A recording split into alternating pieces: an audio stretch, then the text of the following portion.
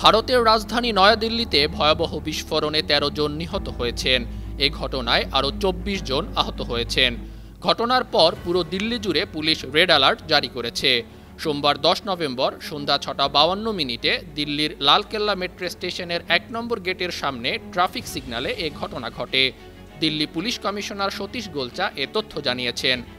তিনি জানান, ট্রাফিক সিগন্যালে দাঁড়ানো একটি গাড়িতে এ বিস্ফোরণ ঘটে। এ সময় গাড়িতে একজন যাত্রী ছিল। সরকারের সবগুলো এজেন্সি পরিস্থিতিতে নজর রাখছে। এক প্রত্যক্ষদর্শী জানান, বিস্ফোরণের জেরে একজনের শরীর পুরোপুরি ছিন্নবিচ্ছিন্ন হয়ে যায়। তিনি রাস্তায় একটি বিচ্ছিন্ন হওয়া হাত পড়ে থাকতে দেখেন। বিস্ফোরণের জেরে কমপক্ষে ২২টি গাড়ি ক্ষতিগ্রস্ত হয়। এটি খুবই শক্তিশালী বিস্ফোরণ ছিল। ফায়ার সার্ভিসের ২০টি গাড়ি আগুন নিয়ন্ত্রণে আনে। সংবাদ মাধ্যম ইকোনমিক টাইমস জানিয়েছে, নয়াদিল্লিতে বিস্ফোরণের পর ভারতের স্বরাষ্ট্রমন্ত্রী অমিত শাহ, প্রধানমন্ত্রী নরেন্দ্র মোদী এবং দিল্লির পুলিশ কমিশনারের সঙ্গে কথা বলেছেন।